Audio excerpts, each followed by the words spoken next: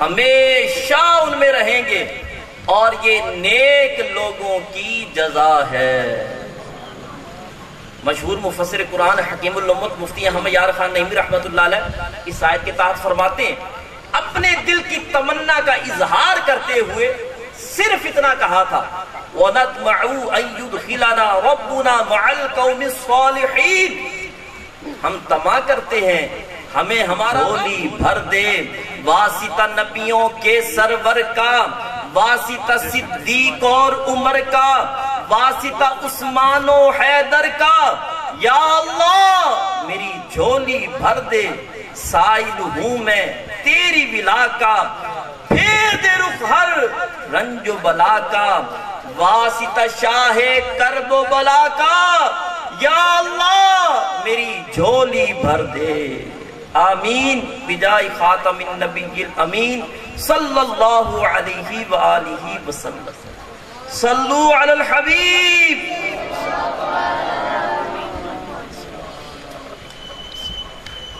پیارے اسلام بھائی، ہم نے قرآن کریم کی چند آیات اور ان کے ضمن میں بیان ہونے والا ایک واقعہ سننے کی سعادت حاصل کی۔ ان آیات میں سیکھنے کی بہت ساری باتیں اور بہت سارے اسباق موجود ہیں، البتہ ایک بہت اہم نکتہ جس میں بطور خاص آج ہم نے غور کرنا اور اسے سمجھنے کی کوشش کرنی ہے، وہ ان 9 مسلم صحابہ کرام علیہم رضوان کی یہ خوبصورت تمنا ہے۔ کیا ہم طمع کرتے ہیں کہ ہمیں ہمارا رب نیک لوگوں کے ساتھ جنت میں داخل کر دے؟ یہ ایسی کمال کی اور ایسی بے مثال تمنا ہے کہ اس کے جتنے فضائل بیان کیے جائیں، اس کی جتنی برکتیں بیان کی جائیں کم ہے۔ اس بے مثال تمنا کی اہمیت کا اندازہ یہیں سے لگا لیجیے کہ انبیاء کرام علیہ السلام کائنات کی سب سے بلند ترین ہستیاں، ان سے بڑھ کر کوئی نیک، ان سے بڑھ کر متقی، ان سے بڑھ کر پرہیزگار، ان سے بڑھ کر اللہ پاک کا قرب رکھنے والا کوئی ہو ہی نہیں سکتا۔ اس کے باوجود انبیاء کرام علیہ السلام عاجزی کرتے ہوئے اللہ پاک کی بارگاہ میں یہ دعا کیا کرتے کہ مولا ہمیں ہم سے پہلے والے نیک لوگوں میں شامل فرما دے۔ مثلا حضرت یوسف علیہ السلام نے بارگاہ الہی میں عرض کیا وَأَلْحِقْنِي بِالصَّالِحِينَ، اور مجھے اپنے قرب کے لائق بندوں کے ساتھ شامل فرما۔ اس طرح سلیمان علیہ السلام نے دعا کی وَأَدْخِلْنِي بِرَحْمَتِكَ فِي عِبَادِكَ الصَّالِحِينَ، اور مجھے اپنی رحمت سے اپنے ان بندوں میں شامل کر جو تیرے خاص قرب کے لائق ہیں۔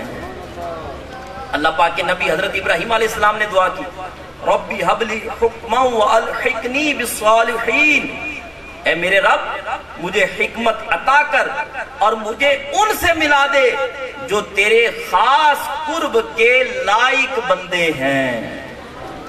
اللہ اکبر۔ پیارے اسلام بھائیوں، اندازہ لگائیے نیک لوگوں کے رستے پر چلنے کی خواہش کرنا، نیک لوگوں کی مشابہت اختیار کرنا یہ کس قدر اہم ہے۔ حضرت ابراہیم علیہ السلام اللہ پاک کے نبی ہیں، آپ خلیل اللہ ہیں، ابو الانبیاء ہیں، ساری مخلوقات میں سب سے افضل ہستی ہمارے آقا و مولا مکی مدنی مصطفیٰ صلی اللہ تعالی علیہ وسلم ہیں، اور آپ کے بعد سب سے جو افضل ہے وہ حضرت ابراہیم علیہ السلام ہے۔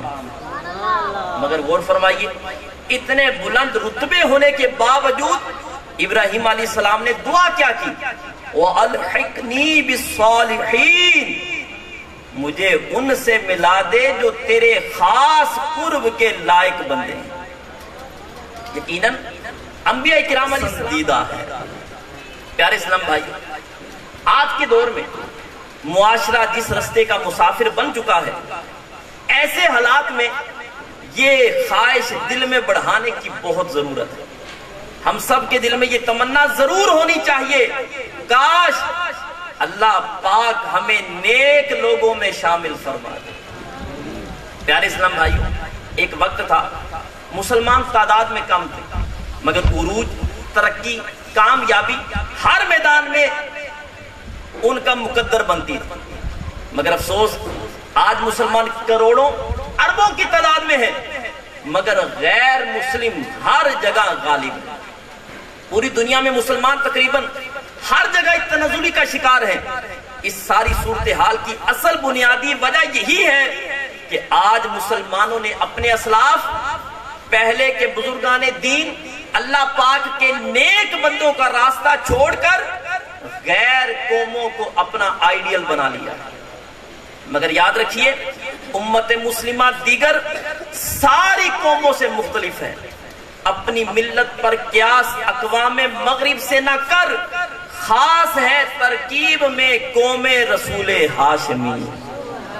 یعنی امت مسلمہ کا جو مزاج ہے یہ دوسری تمام قوموں سے مختلف ہے۔ ہم دنیا کے کسی بھی معاشرے، کسی بھی قوم، کسی بھی ملک کو اپنا آئیڈیل بنا لیں، ہم ہرگز ترقی نہیں کر پائیں گے۔ کیوں؟ اس لیے کہ امت مسلمہ کی ترقی کا راستہ اور ہے، دیگر قوموں کی ترقی کا راستہ اور ہے۔ یہ بات بڑی اہم اور سمجھنے اور ذہن میں بٹھانے کی ہے کہ ہمارا اور دیگر قوموں کا راستہ بھی مختلف ہے، منزل بھی مختلف ہے۔ شاید دنیا کی دیگر قوموں کو ان کے مستقبل میں ترقی مل جاتی ہوگی، مگر امت مسلمہ کی ترقی مستقبل میں نہیں بلکہ ماضی میں ہے۔ ہمیشہ یاد رکھیے، ہم لوگ جتنا اپنے ماضی کی طرف بڑھیں گے ہمیں اتنی ترقی ملے گی۔ دیکھیے، بر صغیر میں مسلمان غلامی کی زندگی گزار رہے تھے، مسلمان ظلم کی چکی میں پس رہے تھے، مسلسل تنزلی کا شکار تھے۔ ڈاکٹر اقبال نے اس تنزلی کے اسباب بیان کیا۔ کس کی آنکھوں میں سمایا ہے شعار اغیار، ہو گئی کس کی نگاہ طرز سلف سے بیزار، حیدری فقر ہے نے دولت عثمانی ہے، تم کو اسلاف سے کیا نسبت روحانی ہے۔ یعنی مسلمان جو غلامی کی چکی میں پس رہے ہیں، مسلمان جو تنزلی کا شکار ہو رہے ہیں، اس کی اصل وجہ یہ ہے انہوں نے اپنے اسلاف کا راستہ چھوڑ دیا، غیر قوموں کو دیکھنا شروع کر دیا۔ جبکہ سچائی یہ ہے کہ امت مسلمہ اپنی ترکیب، اپنے مزاج میں دوسری تمام قوموں سے مختلف ہے۔ لہذا اگر مسلمان ترقی کرنا چاہتا ہے تو اسے اسلاف کے ساتھ اپنی نسبت قائم کرنا ہوگی۔ مسلمان نے یہ نہیں دیکھنا کہ فلاں ملک میں کیا ہوتا ہے، مسلمان نے یہ دیکھنا ہے کہ غوث پاک رحمت اللہ علیہ کیسے زندگی گزارا کرتے ہیں۔ مسلمان نے یہ نہیں دیکھنا کہ آج دنیا میں یہ ٹرینڈ چل رہا ہے، مسلمان نے یہ دیکھنا ہے داتا حضور، خواجہ اجمیر، اعلیٰ حضرت وغیرہ اولیاء کرام اور اللہ پاک کے نیک بندے کیسے زندگی گزارا کرتے ہیں۔ غرض مسلمان نے جب بھی ترقی کی ہے اپنے اسلاف کا راستہ اپنا کر ہی کی ہے، اور آئندہ جب ترقی کریں گے اپنے اسلاف کا راستہ اپنا کر ہی ترقی کریں گے۔ اس کے علاوہ ہمارے پاس ترقی و کامیابی کا اور کوئی راستہ نہیں۔ اس لیے آج اس بات کی اشد ضرورت ہے کہ ہم اپنے اسلاف کو اپنا آئیڈیل بنائیں، ان جیسا طرز زندگی اپنانے، ان کے جیسا بننے کی شدید خواہش اپنے دل میں بڑھائیں۔ ہمارے دل و دماغ میں ہر وقت بس ایک ہی تمنا سوار ہونی چاہیے کہ میں نے اللہ پاک کے نیک بندوں جیسا بننا ہے۔ اگر یہ خوبصورت تمنا ہمیں نصیب ہو جائے تو یقین مانیے ہماری دنیا بھی سنور جائے گی اور آخرت میں بھی بیڑا پار ہو جائے گا انشاءاللہ الکریم۔ اللہ پاک کے آخری نبی رسول ہاشمی صلی اللہ علیہ وسلم نے فرمایا، من تشبہ بقوم فہو منہ، جو جس قوم سے مشابہت رکھتا ہے وہ انہی میں شمار ہوتا ہے۔ ایک حدیث پاک میں ہے، من اعجب سمت رجل فہو مثلہ، جسے جس شخص کا طریقہ اچھا لگتا ہے وہ اسی جیسا ہے۔ اللہ اکبر۔ پیارے اسلامی بھائیوں، ان احادیث پر غور فرمائیے، جسے جس کا طریقہ اچھا لگتا ہے وہ اسی جیسا ہے۔ وہ نادان، جنہیں فلمی ایکٹرز کے سٹائل اچھے لگتے ہیں، جو یوٹیوبر کو، ٹک ٹاکرز کو، کھلاڑیوں کو اپنا آئیڈیل بناتے ہیں، جنہیں غیر مسلموں کے انداز بھلے لگتے ہیں، جو اٹھنے بیٹھنے میں، چال ڈھال میں، کھانے پینے پہننے وغیرہ میں غیر مسلموں کے فیشن کو ملحوظ رکھتے ہیں۔ آہ افسوس، حدیث پاک کے مطابق وہ انہی جیسے ہیں۔ دوسری طرف کتنے خوش نصیب ہیں وہ لوگ جنہیں پیارے آقا مکی مدنی مصطفیٰ صلی اللہ تعالیٰ علیہ وسلم کی سنتوں سے محبت ہے، جنہیں صحابہ کرام رضوان کی ادائیں اچھی لگتی ہیں، جنہیں غوث پاک، داتا حضور، خواجہ حضور، اعلیٰ حضرت رحمت اللہ تعالیٰ علیہ کی ادائیں پسند آتی ہیں۔ وہ خوش بخت جو اپنے بزرگوں اللہ پاک کے نیک بندوں کی سیرت پڑھتے یا سنتے ہیں تو ان کے جیسا بننے، ان کی ادائیں اپنانے کی خواہش دل میں پاتے ہیں۔ ایسے خوش بختوں کی تو کیا ہی شان ہے کہ رسول اکرم نور مجسم صلی اللہ تعالیٰ علیہ وسلم نے فرمایا، جسے جس کا طریقہ اچھا لگتا ہے وہ اسی جیسا ہے۔ صحابی رسول حضرت ابو ذر غفاری رضی اللہ تعالیٰ عنہ نے ایک مرتبہ بارگاہ رسالت میں عرض کیا، یا رسول اللہ صلی اللہ تعالیٰ علیہ وسلم، ایک آدمی ہے وہ کسی قوم سے محبت کرتا ہے مگر ان کے جیسا عمل نہیں کر پاتا، اس کے متعلق کیا حکم ہے؟ پیارے نبی رسول ہاشمی صلی اللہ علیہ وسلم نے فرمایا، انت یا ابا ذر مع من احببت، یعنی اے ابو ذر تم روز قیامت اسی کے ساتھ رہو گے جس سے محبت کرتے ہو۔ سبحان اللہ۔ پیارے اسلام بھائیو غور فرمائیے، صالحین یعنی اللہ پاک کے نیک بندوں جیسا بننے کی خواہش اور کوشش کرنے کی کیسی فضیلت ہے۔ علماء فرماتے ہیں صالحین یعنی نیک لوگوں کو آئیڈیل بنانا سنت مصطفیٰ صلی اللہ علیہ وسلم پر چلنے کا وسیلہ ہے۔ نیک لوگوں کو آئیڈیل بنانے کی برکت سے اللہ پاک کی خاص مدد و نصرت ملتی ہے۔ نیک لوگ آئیڈیل بنانے کی برکت سے پیارے آقا مکی مدنی مصطفیٰ صلی اللہ تعالیٰ علیہ وسلم کی خصوصی شفقت نصیب ہوتی ہے۔ جو نیکوں کو آئیڈیل بناتا ہے اس پر اللہ پاک کی رحمت برستی ہے، جو نیکوں کو آئیڈیل بناتا ہے اس کے اہل و عیال یہاں تک کہ اس کے پڑوسیوں کی بھی حفاظت کی جاتی ہے۔ جو نیکوں کو آئیڈیل بناتا ہے اس کی دعائیں قبول ہوتی ہیں۔ نیک لوگوں کا رستہ اپنانے کی برکت سے دنیا میں بھلائی، اچھی اور پاکیزہ زندگی، نیک اعمال کی توفیق ملتی ہے۔ اور جو خوش نصیب نیک لوگوں کو آئیڈیل بناتا ہے اسے قبر کے امتحان میں ثابت قدمی، محشر کی ہولناکیوں سے امان، پل صراط سے نجات اور جنت میں نیک لوگوں کا پڑوس نصیب ہوتا ہے۔ اسی عربی شاعر نے کتنی پیاری بات کہی ہے، فَتَشَبَّهُ إِن لَمْ تَكُونُ مِثْلَهُمْ إِنَّ التَّشَبُّهَ بِالْكَرَامِ فَلَاحٌ۔ ترجمہ، اگر تم خود نیک نہیں تو نیک لوگوں کی مشابہت اختیار کرو۔ بے شک نیک لوگوں کی مشابہت اختیار کہ آپ اپنے وقت کے مجدد بھی تھے۔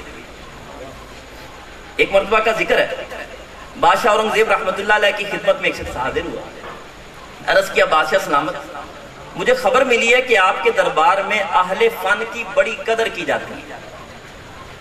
بادشاہ سلام نے فرمایا ہاں بالکل ایسا ہی ہے، اہل فن کی قدر کرنی بھی چاہیے اور ہمارے یہاں کی بھی جاتی ہے۔ اس شخص نے عرض کیا علی جا، میں ایک بہروپیہ ہوں، مجھے اللہ پاک نے یہ صلاحیت دی ہے، میں کوئی بھی روپ دھار لیتا ہوں اور مجھے سامنے والا پہچان نہیں پاتا۔ یہ جو فن ہے یہ ملک کی خفیہ ایجنسی کے لیے بہت کام آتا ہے۔ بادشاہ اورنگزیب رحمت اللہ علیہ نے اس کی بات سنی اور فرمایا ٹھیک ہے، تم اپنا فن مجھے دکھاؤ۔ جس دن تم نے ایسا روپ دھار لیا کہ میں تمہیں پہچان نہ پایا، اس دن میں تمہیں انعام دوں گا۔ اس شخص نے ادب سے سلام کیا اور چلا گیا۔ تھوڑے دن گزرے، بادشاہ سلامت بیمار ہو گئے، پورے ملک میں خبر پھیل گئی۔ ایک دن دربان نے بادشاہ سلامت کی خدمت میں آ کر عرض کیا، علی جا آپ کے بیمار ہونے کی خبر ایران میں بھی پہنچ گئی، شاہ ایران نے آپ کے علاج کے لیے ایک طبیب بھیجا جو باہر دروازے پر ہے، حکم ہوا اسے خدمت میں حاضر کر دوں۔ بادشاہ سلامت نے طبیب کو اندر آنے کی اجازت دی۔ تھوڑی دیر کے بعد ایک طبیب صاحب دربان میں داخل ہوئے، بڑا سا جبہ پہنا ہوا ہے، سر پہ بھاری دستار باندھی، پیچھے پیچھے غلاموں کی قطار، جنہوں نے سر پر کافی ساری دوائیاں اٹھا رکھی۔ طبیب صاحب نے بادشاہ کی خدمت میں سلام عرض کیا، ادب سے ہاتھ چومنے لگا تو بادشاہ سلامت مسکرا دی اور فرمایا، میں نے تمہیں پہچان لیا ہے، تم طبیب نہیں ہو، وہی بہروپی۔ اتنا سننا تھا، بیچارہ بہروپیہ شرمندہ ہوا اور دوبارہ کوشش کرنے کا کہہ کے چلا گیا۔ اب کچھ دن گزرے، عید الفطر کا دن آیا، عید کی نماز کے بعد دربار لگایا گیا، بادشاہ سلامت تخت پر تشریف فرما ہوا، ارد گرد کے ملکوں سے آئے ہوئے تحفے بادشاہ سلامت کی خدمت میں پیش ہونا شروع ہوئے۔ اسی دوران ایک شخص آگے بڑھا، عرض کیا، علی جا میں فلاں ملک کا قاصد ہوں، ہمارے بادشاہ سلامت نے آپ کے لیے ایک انمول ہیرا تحفے میں بھیجا۔ یہ کہہ کر اس نے تحفے کا ڈبہ کھولا اور بادشاہ سلامت کے سامنے کر دیا۔ بادشاہ اورنگزیب رحمت اللہ علیہ پھر مسکرائے اور فرمایا، اس بار بھی میں نے تمہیں پہچان لیا ہے، تم وہی بہروپی ہو۔ بیچارے کو پھر بڑی شرمندگی ہوئی، اس نے دل ہی دل میں پکا ارادہ کر لیا، اس بار ایسا روپ دھاروں گا کہ بادشاہ سلامت ہرگز مجھے پہچان نہیں پائے۔ اس واقعے کو کافی دن گزر گئے۔ پھر ایک دن بادشاہ سلامت لشکر لے کر جنگ کے لیے روانہ ہوا۔ بادشاہ اورنگزیب رحمت اللہ علیہ خود بھی اللہ پاک کے نیک بندے تھے اور انہیں اولیاء کرام سے عقیدت بھی بہت تھی۔ بادشاہ سلامت لشکر کے ساتھ سفر پر تھے، راستے میں جہاں جہاں کسی ولی کامل کا مزار آتا، بادشاہ سلامت لشکر کو روکتے، مزار شریف پر با ادب حاضری دیتے، فاتحہ پڑھتے اور اولیاء کرام کا فیضان لوٹتے ہوئے آگے بڑھ جاتے۔ چلتے چلتے ایک پہاڑی علاقے میں پہنچے۔ بادشاہ سلامت نے دیکھا ایک پہاڑ کے دامن میں ہزاروں لوگوں کا ہجوم۔ بڑی حیرانی ہوئی، اس بے آباد علاقے میں اتنا ہجوم کس لیے؟ معلومات لی گئی تو پتہ چلا کوئی اللہ پاک کا نیک بندہ ہے جو اس پہاڑ کی غار میں رہتا ہے۔ بڑے باکمال بزرگ ہیں، ہر وقت اللہ پاک کی یاد میں آنکھیں بند کیے بیٹھے رہتے ہیں۔ یہ سب لوگ دور دور سے انہی کی زیارت کے لیے حاضر ہیں۔ یہ سن کر بادشاہ سلامت کو بھی زیارت کا شوق ہو، چنانچہ لشکر کو روک دیا گیا، رات وہیں گزری۔ صبح کو بادشاہ سلامت نے تازہ غسل کیا، نئے کپڑے پہنے، نیک بندے کی خدمت میں حاضری سے پہلے ادباً 2 رکعت نفل ادا کیا، پھر ننگے پاؤں غار میں تشریف لے گئے۔ دیکھا ایک بابا جی آنکھیں بند کیے بیٹھے ہیں۔ بادشاہ سلامت ادب سے ہاتھ باندھے قریب جا کر بیٹھے، کافی دیر بیٹھے رہے، بولنا تو کوئی بات کرنا تو دور کی بات، بابا جی نے آنکھ کھول کر دیکھا بھی نہیں۔ بادشاہ سلامت بڑے متاثر ہوئے کہ کیسے دنیا سے بے رغبتی کرنے والے، بے رغبتی رکھنے والے بزرگ ہیں۔ وقت کا بادشاہ آیا ہے، انہیں کوئی پرواہ نہیں، بس اللہ پاک کی طرف لو لگائے بیٹھے۔ کافی دیر بیٹھنے کے بعد بادشاہ سلامت نے واپسی کا ارادہ کیا، اپنی جگہ سے اٹھے اور نیک بزرگ کی تعظیم کی نیت سے قدم چومنے کے لیے آگے بڑھے۔ جیسے ہی بادشاہ سلامت نے قدموں کی طرف ہاتھ بڑھایا تو بابا جی نے بادشاہ سلامت کا ہاتھ پکڑ لیا اور کہا، بس بادشاہ سلامت میں جیت گیا، اس بار آپ مجھے پہچان نہیں پائے۔ یعنی یہ شخص کوئی بزرگ ہستی نہیں بلکہ یہ وہی بہروپیہ تھا۔ بادشاہ سلامت نے جب یہ بات سنی تو حیران رہ گئے، یہ کیا؟ میں جسے بہت بڑا بزرگ سمجھ رہا تھا وہ تو بہروپیہ نکلا۔ خیر، اب بادشاہ سلامت نے اشرفیوں کی تھیلی نکالی، اس بہروپیوں کو دیتے ہوئے کہا، اب کی بار واقعی تم جیت گئے، یہ تمہارا انعام۔ مگر اب حالت بدل چکی۔ اس بہروپی نے ادب سے کہا بادشاہ سلامت، اب مجھے ان سکوں کی ضرورت نہیں، میں کوئی نیک آدمی نہیں ہوں، میں نے بس کچھ دن نیک لوگوں کی مشابہت اختیار کی، نیک لوگوں کے ساتھ اس چند دن کی مشابہت کی یہ برکت ہے کہ اللہ پاک نے وقت کے بادشاہ کو میرے قدموں میں کھڑا کر دیا۔ اگر میں واقعی نیک لوگوں کے راستے پر چل پڑوں تو اللہ پاک کی کیسی کیسی کرم نوازیاں ہوں۔ اس صاحب کا بہروپیہ نے اتنا کہا اور اللہ پاک کی عبادت کے لیے جنت جنگل کی طرف نکل گیا۔ اے عاشقان رسول، دیکھیے کہ نیک لوگوں کو اپنا آئیڈیل بنا کر ان کے نقشے سیرت پر چلنے کی کیسی برکتیں ہیں۔ اس بہروپیے نے جھوٹے منہ نیک لوگوں کا رستہ اختیار کیا تو اللہ پاک نے اسے حقیقت میں اپنے نیک بندوں کا راستہ عطا فرما دیا۔ ہمیں بھی چاہیے ہم نیک لوگوں کے نقشے سیرت سے روشنی لیں، اپنے اسلاف صحابہ کرام اولیاء کرام اللہ پاک کے نیک بندوں کی سیرت پڑھیں، ان کے اوصاف ان کی مبارک عادات کی معلومات حاصل کریں، پھر ان کے جیسا بننے کی خاطر ان کی عادت و اطوار کو عملی طور پر اپنانے کی کوشش میں لگ جائیں۔ پیارے اسلام بھائیو، مشورتاً ایک بات عرض ہے، کسی نہ کسی اللہ پاک کے نیک بندے کو اپنا آئیڈیل لازمی بنا لیجیے، انشاءاللہ الکریم اس کی بڑی برکتیں ملیں گے۔ دیکھیے شیخ طریقت امیر اہل سنت حضرت علامہ مولانا محمد الیاس ستار قادری دام برکاتہ العالیہ اس دور کی کامیاب ترین شخصیت ہے۔ یقیناً یہ آپ پر اللہ پاک کی کرم نوازی ہے، البتہ ظاہری اعتبار سے آپ کی کامیابی کے پیچھے جو راز ہیں ان میں ایک راز یہ بھی ہے کہ آپ نے وقت کے بہت بڑے ولی کامل، نائب غوث اعظم، عالم با عمل، مجدد دین و ملت، پروانہ شمع رسالت، امام اہل سنت شاہ امام احمد رضا خان رحمت اللہ تعالیٰ علیہ کو اپنا آئیڈیل بنایا ہے۔ آپ نے دیکھ بھال کر سوچ سمجھ کر اعلیٰ حضرت کو آئیڈیل بنایا، پھر جب آئیڈیل بنا لیا تو ان پر آنکھیں بند کر لی۔ ہمیں بھی چاہیے کہ ہم کسی ولی کامل کو اپنا آئیڈیل بنائیں، سوچ سمجھ کر بنائیں، پھر جب آئیڈیل بنا لیں تو ان کے نقش قدم پر چلنا شروع کر دیں۔ جس شریعت کے پابند ولی کامل کو آئیڈیل بنائیں، ان کی سیرت پڑھیں، ان کی عادات و اطوار کی معلومات حاصل کریں اور اپنی پوری زندگی ان کے نقش سیرت پر چلتے رہنے کی کوشش کریں۔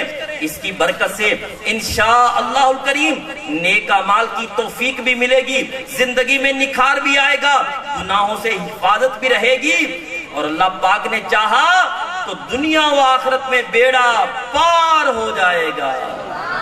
عشق محبت، عشق محبت، عشق محبت، عشق محبت۔ الحمدللہ مکتبۃ المدینہ نے تمام صحابہ کرام رضوان، اولیاء کرام با عمل اور عاشقان رسول علماء کرام کی سیرت پر بہت ساری کتابیں اور مختصر رسائل شائع کی۔ بعض صحابہ کرام کے جیسے فیضان صدیق اکبر ہے، فیضان فاروق اعظم، اللہ والوں کی باتیں، غوث پاک کے حالات، حضرت عمر بن عبدالعزیز کی 425 حکایات وغیرہ بہت ساری کتابیں ہیں۔ یہ کتابیں حاصل کیجیے، انہیں پڑھیے، صحابہ کرام رضوان اولیاء کرام کی پیاری پیاری اداؤں کو نوٹ کیجیے، پھر ان کو عملی طور پر اپنانے کی کوشش میں لگ جائیے۔ اللہ پاک ہم سب کو عمل کی توفیق عطا فرمائے۔ مکتبۃ المدینہ کی کتاب ہے 80 صفحات کی، اخلاق الصالحین، بہت پیاری کتاب ہے۔ اس میں اولیاء کرام کی مبارک عادات کا تذکرہ ہے۔ چند عادات ہم سنتے ہیں۔ اولیاء کرام کی بڑی پیاری عادت ہے کہ یہ ہر معاملے میں قرآن و سنت کی پیروی کرتے ہیں، بلکہ علامہ شعرانی رحمت اللہ علیہ نے تو یہ بھی لکھا ہے، اولیاء کرام نے کوئی بھی کام کرنا ہو، جب تک خاص اس کام کے متعلق قرآن و سنت کی رہنمائی حاصل نہ کر لیں، اس وقت تک وہ کام کرتے ہی نہیں۔ سبحان اللہ، یہ کیسی پیاری عادت ہے۔ اور ہم یہ عادت آسانی سے اپنا بھی سکتے ہیں. بس اپنا ذہن بنانا ہے. جب بھی کوئی ایسا کام کرنا ہے جس کا شرعی حکم ہمیں معلوم نہیں تو پہلے شرعی رہنمائی لے لیجیے، پھر وہ کام کیجیے. اگر ہم یہ عادت اپنا لیں گے تو انشاءاللہ الکریم بہت سارے گناہوں سے بھی بچ جائیں گے. نیک لوگوں کی ایک مبارک عادت ہے کہ یہ بلند رتبہ لوگ ہر کام میں اللہ پاک کی رضا کے طلبگار رہتے ہیں، ریاکاری سے بڑے بچتے تھے. ہر نیک کام میں اخلاص کے ساتھ ہی وہ کرتے تھے. انہیں اس بات کی پرواہ نہیں ہوتی تھی کہ لوگ انہیں اچھا سمجھیں گے یا برا. ان کا مقصد صرف اور صرف اللہ پاک کی رضا کا حصول ہی ہوتا تھا.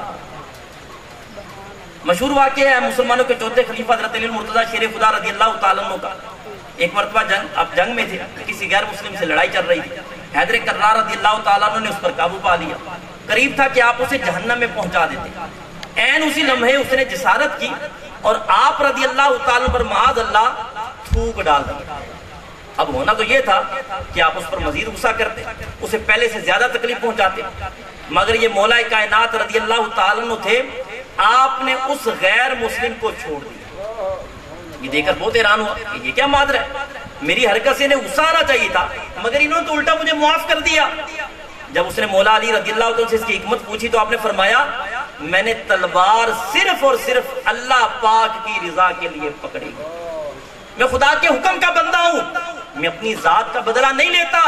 اس غیر مسلم نے جب یہ پیارا انداز دیکھا اسی وقت کلمہ پڑھ کر مسلمان ہو گیا. پیارے اسلام بھائیو، اللہ پاک کے نیک بندوں کی ایک پیاری عادت یہ ہے کہ یہ نیک لوگ کسی کے ساتھ بھی ذاتی دشمنی نہیں رکھتے. ان کی دوستی اور دشمنی کا معیار بھی اللہ پاک کی رضا ہوا کرتا تھا. یعنی یہ حضرات جس سے دوستی رکھتے تھے تو دنیا کے لیے مال دے کر، ظاہری ٹپٹا وغیرہ دے کر نہیں، بلکہ اللہ کی رضا کے لیے اچھے اور نیک لوگوں کے ساتھ ہی دوستی لگایا کرتے. اگر کسی کو دل میں برا جانتے تو وہ بھی اپنی ذات کے لیے نہیں بلکہ اللہ پاک کی رضا کے لیے، یعنی اللہ پاک کے دشمنوں سے ہی دشمنی رکھا کرتے. افسوس آج کل بھائی بھائی کا گریبان پکڑتا ہے، باپ بیٹے میں لڑائی ہوتی ہے، پڑوسی آپس میں پیار و محبت سے نہیں رہتے، عزیز رشتہ داروں کے ساتھ مرنا جینا ختم کر دیتے ہیں. لڑائی جھگڑے معاشرے میں بڑھتے جا رہے ہیں اور ان لڑائیوں کی بنیاد کیا ہے؟ ذاتی بغض و کینہ، حسد، دنیاوی مال و دولت. کاش ہم اپنے نفس کی خاطر لڑنا چھوڑ دیں. ہماری زندگی کا معیار صرف اور صرف اللہ پاک کی رضا کا حصول بن جائے تو انشاءاللہ الکریم معاشرہ امن و سکون کا گہوارہ بن جائے گا. ایک مرتبہ مکی مدنی سلطان صلی اللہ تعالیٰ علیہ وسلم نے اپنے پیارے صحابی حضرت ابو ذر غفاری رضی اللہ عنہ سے پوچھا یا ابا ذر ایھا الایمان اوثق، اے ابو ذر ایمان کی سب سے مضبوط رسی کیا ہے؟ عرض کی اللہ و رسولہ اعلم، اللہ اور اس کا رسول بہتر جانتے ہیں. فرمایا اللہ پاک کی رضا کے لیے محبت اور اللہ پاک کی رضا کے لیے ہی دشمنی رکھنا.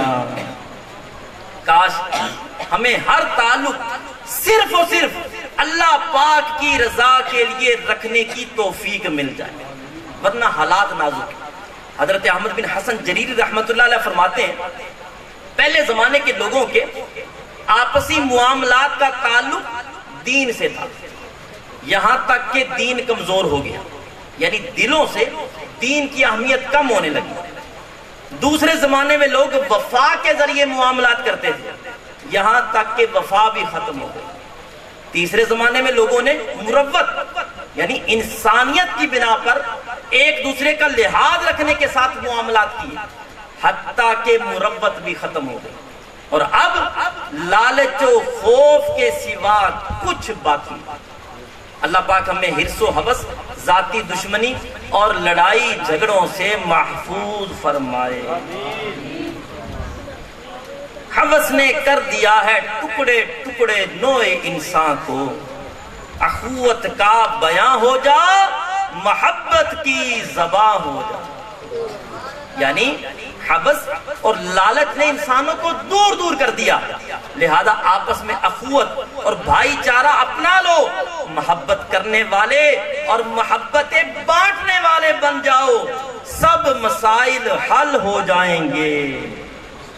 پیارے اسلام بھائی، اللہ پاک کے نیک بندوں کی ایک مبارک عادت یہ بھی تھی کہ یہ حضرات علی وقار خود پر دوسروں کو ترجیح دیا کرتے، اگرچہ خود انہیں بھی تکلیف اٹھانی پڑتی، مگر یہ دوسروں کو سکون پہنچانے کی ہی کوشش کیا کرتے تھے۔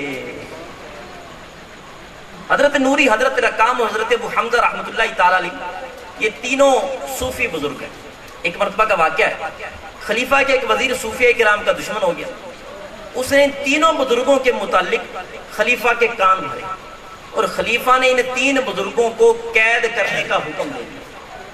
چنانچہ ان تین بزرگوں کو خلیفہ کے سامنے لایا گیا، خلیفہ نے حکم دیا ان تینوں کی گردن مار دی جائے۔ حکم پر عمل درآمد شروع ہوا، جلاد تلوار لے کر آگے بڑھے اور سب سے پہلے حضرت رقام رحمت اللہ علیہ کو شہید کرنا چاہا۔ یہ دیکھ کر دوسرے بزرگ حضرت نوری رحمت اللہ علیہ جلدی سے اٹھے اور حضرت رقام رحمت اللہ علیہ کی جگہ تلوار کی زد میں بیٹھ گئے۔ اللہ پاک کے نیک بندوں کی ایک مبارک عادت یہ بھی تھی کہ یہ حضرات علی وقار خود پر دوسروں کو ترجیح دیا کرتے، اگرچہ خود انہیں بھی تکلیف اٹھانی پڑتی، مگر یہ دوسروں کو سکون پہنچانے کی ہی کوشش کیا کرتے تھے۔ حضرت نوری، حضرت رقام اور حضرت ابو حمزہ رحمۃ اللہ تعالی علیہ، یہ تینوں صوفی بزرگ ہیں۔ ایک مرتبہ کا واقعہ ہے، خلیفہ کے ایک وزیر صوفیہ کرام کا دشمن ہو گیا، اس نے ان تینوں بزرگوں کے متعلق خلیفہ کے کان بھرے، اور خلیفہ نے ان تین بزرگوں کو قید کرنے کا حکم دے دیا۔ چنانچہ ان تین بزرگوں کو خلیفہ کے سامنے لایا گیا، خلیفہ نے حکم دیا ان تینوں کی گردن مار دی جائے۔ حکم پر عمل درآمد شروع ہوا، جلاد تلوار لے کر آگے بڑھے اور سب سے پہلے حضرت رقام رحمت اللہ علیہ کو شہید کرنا چاہا۔ یہ دیکھ کر دوسرے بزرگ حضرت نوری رحمت اللہ علیہ جلدی سے اٹھے اور حضرت رقام رحمت اللہ علیہ کی جگہ تلوار کی زد میں بیٹھ گئے۔ یہ مبارک تمنا کہ جس کا بیان ہم نے شروع میں سنا کہ صحابہ کرام رضوان نے کہا وَنَطْمَعُ أَن يُدْخِلَنَا رَبُّنَا مَعَ الْقَوْمِ الصَّالِحِينَ، اور ہم طمع کرتے ہیں ہمیں ہمارا رب نیک لوگوں کے ساتھ جنت میں داخل کر دے۔ کاش یہ تمنا دل میں بڑھانا نصیب ہو جائے۔ آمین بجائے خاتم النبیین صلی اللہ علیہ وآلہ وسلم۔ پیارے اسلام بھائیو، نیک بننے اور نیک لوگوں کے رستے پر چلنے کے لیے آج کا نسل کی دینی تحریک دعوت اسلامی کے دینی ماحول سے وابستہ ہو جائے، 12 دینی کاموں میں خوب بڑھ چڑھ کر حصہ لیجیے، انشاءاللہ الکریم دین و دنیا کی بے شمار بھلائیاں نصیب ہوں۔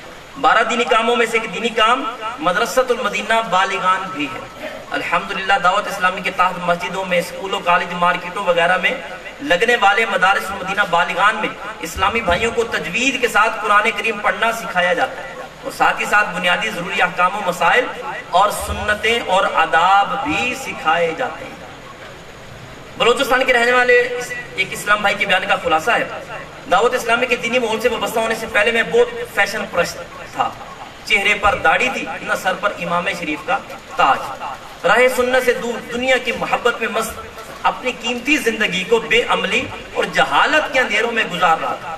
میری زندگی میں روشنی کی کرن اس طرح نمودار ہوئی، ایک دن دعوت اسلامی کے دینی ماحول سے وابستہ ایک اسلامی بھائی نے مجھے تجوید کے ساتھ قرآن پاک پڑھنے کا ذہن دیا، نماز عشاء کے بعد لگائے جانے والے مدرسہ المدینہ بالغان میں شرکت کی، دعوت پیش کی، میں نے ان کی نیکی کی دعوت کو قبول کر لیا اور مدرسہ المدینہ بالغان میں شرکت کرنے لگا۔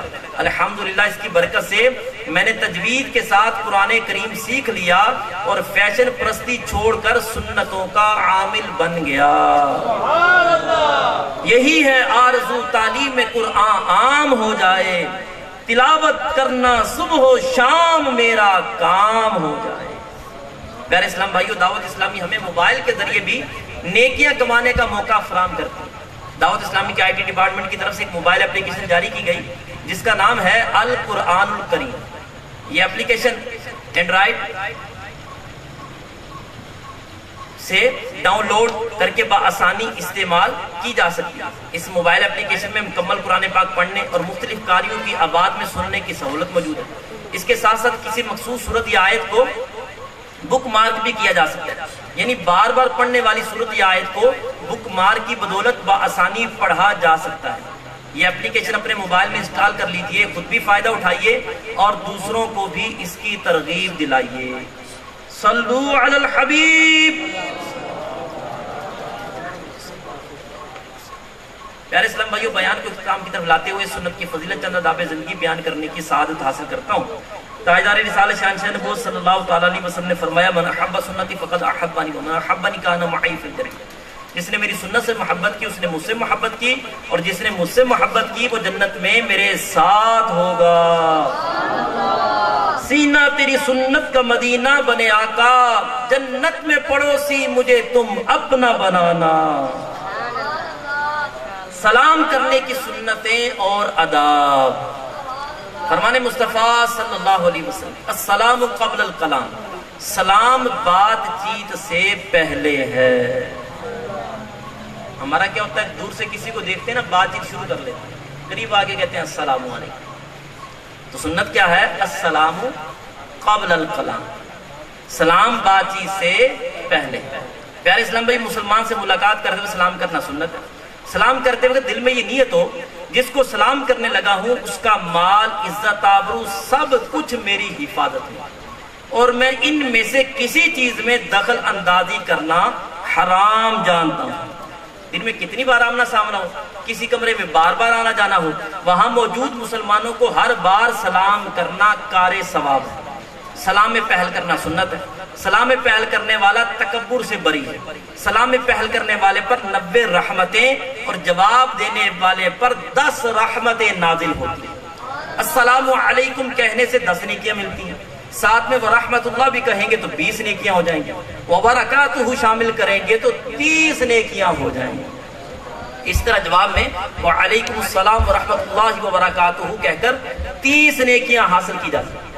بعض لوگ سلام کے ساتھ جنت المقام و دوزخ الحرام کے الفاظ بڑھا دیتے ہیں، یہ غلط طریقہ ہے، اور یہ جملہ لغت کے اعتبار سے بھی غلط ہے، بلکہ بعض مان چلے تو معاذ اللہ مذاکر یہاں تک بک دیتے ہیں آپ کے بچے ہمارے غلام۔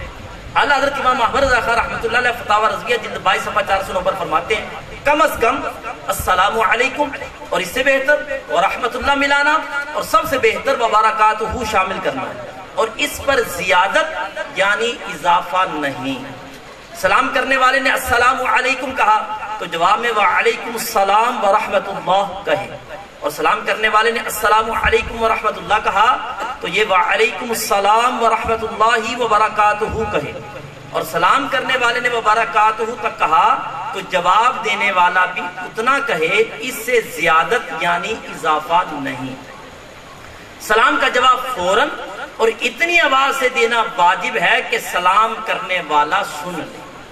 سلام اور جواب سلام کا درست تلفظ یاد فرما لیجیے۔ پہلے میں کہتا ہوں، آپ سن کر دوہرائیے، السلام علیکم۔ اب پہلے میں جواب سناتا ہوں، پھر آپ اسی کو دہرائیے، وعلیکم السلام۔ رضائے حق کے لیے تم سلام عام کرو، سلامتی کے طلبگار ہو سلام کرو۔ مختلف سنت اداب سیکھنے کے لیے مکتبۃ المدینہ کی بہار شریف جلد 3 حصہ 16 اور امیر اہل سنت حضرت علامہ مولانا ابو بلال محمد الیاس ستار قادری رضوی دامت برکاتہ العالیہ کی 100 صفحات کی کتاب 550 سنت اور آداب خرید فرمائی اور پڑھیے۔ سنت سیکھنے کا ایک بہترین ذریعہ دعوت اسلامی کے مدنی قافلوں میں عاشقان رسول کے ساتھ سنتوں بھرا سفر بھی ہے۔ لوٹنے رحمتیں قافلے میں چلو، سیکھنے سنتیں قافلے میں چلو، ہوں گی حل مشکلیں قافلے میں چلو، ختم ہوں شامتیں قافلے میں چلو۔ اللہ پاک ہمیں عمل کی توفیق عطا فرمائے، آمین بجائے خاتم النبیین صلی اللہ علیہ وآلہ وسلم۔ دعوت اسلامی کے ہفتہ وار اجتماع میں پڑھے جانے والے 6 درود پاک اور 2 دعائیں پڑھتے ہیں۔ بزرگوں نے فرمایا تم ایک مرتبہ پڑھے، موت کے وقت سرکار مدینہ صلی اللہ تعالی علیہ وسلم کی زیارت کرے گا، اور قبر میں داخل ہوتے وقت بھی یہاں تک کہ وہ دیکھے گا کہ سرکار مدینہ صلی اللہ تعالی علیہ وسلم اسے قبر میں اپنے رحمت بھرے ہاتھوں سے اتار رہے ہیں۔ جمعرات مغرب سے جمعہ مغرب تک 3 کروڑ 24 لاکھ لوگ بخشے جاتے ہیں ہر ہفتے۔ ہماری خوش نصیبی کہ اس وقت کا آغاز جب ہوتا ہے ہم مسجد میں ہوتے ہیں، دعوت اسلامی کا اجتماع، عاشقان رسول کا قرب، اور ہر شب جمعہ کا درود پاک بھی پڑھتے ہیں۔ آئیے مل کے پڑھتے ہیں۔ اللہم صلی وسلم وبارک علی سیدنا محمد النبی الامی الحبیبی العالی القدری العظیمی الجاہ وعلی آلہ وصحبہ وسلم۔ حضرت انس رضی اللہ تعالیٰ عنہ سے روایت ہے، تاجدار مدینہ صلی اللہ علیہ وسلم نے فرمایا، جو شخص یہ درود پاک پڑھے، اگر کھڑا تھا تو بیٹھنے سے پہلے اور بیٹھا تھا تو کھڑے ہونے سے پہلے، اس کے گناہ معاف کر دیے جائیں گے۔ اللہم صلی علی سیدنا و مولانا محمد وعلی آلہ وسلم۔ جو یہ درود پاک پڑھتا ہے تو اس پر رحمت کے 70 دروازے کھول دیے جاتے ہیں۔ صلی اللہ علی محمد۔ علامہ احمد صاحبی رحمۃ اللہ تعالیٰ علیہ باب رجوع سے نقل کرتے ہیں، اس درود شریف کو ایک بار پڑھنے سے 6 لاکھ درود شریف پڑھنے کا ثواب حاصل ہوتا ہے۔ اللہم صلی علی سیدنا محمد عدد ما فی علم اللہ صلاة دائمة بدوام ملک اللہ۔ ایک دن ایک شخص آیا تو حضور انور صلی اللہ تعالیٰ علیہ وسلم نے اسے اپنے اور صدیق اکبر رضی اللہ تعالیٰ عنہ کے درمیان بٹھا دیا۔ اس سے صحابہ کرام رضوان کو حیرت ہوئی، یہ کون بڑے مرتبے والا شخص ہے؟ جب وہ چلا گیا تو سرکار صلی اللہ علیہ وسلم نے فرمایا، یہ جب مجھ پر درود پاک پڑھتا ہے تو یوں پڑھتا ہے، اللہم صلی علی محمد کما تحب وترضى۔ شافعی امم صلی اللہ علیہ وسلم کا عظمت والا فرمان، جو شخص یوں درود پاک پڑھے اس کے لیے میری شفاعت واجب ہو جاتی ہے۔ اللہم صلی علی محمد وانزلہ المقعد المقرب عندک یوم القیامہ۔ حضرت ابن عباس رضی اللہ تعالیٰ عنہ سے روایت ہے، سرکار مدینہ صلی اللہ علیہ وسلم نے فرمایا، اس کو پڑھنے والے کے لیے 70 فرشتے کا 1000 دن تک نیکیاں لکھتے ہیں۔ جزا اللہ عنا محمد ما هو اہلہ۔ فرمان مصطفیٰ صلی اللہ علیہ وسلم، جس نے اس دعا کو 3 مرتبہ پڑھا گویا اس نے شب قدر حاصل کر لی۔ لا الہ الا اللہ الحلیم الکریم سبحان اللہ رب السماوات السبع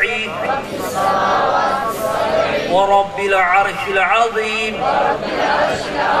لا إله إلا الله الحليم الكريم سبحان الله رب السماوات السبع ورب العرش العظيم لا إله إلا الله الحليم الكريم سبحان الله رب السماوات السبع ورب العرش العظيم صلوا على الحبيب.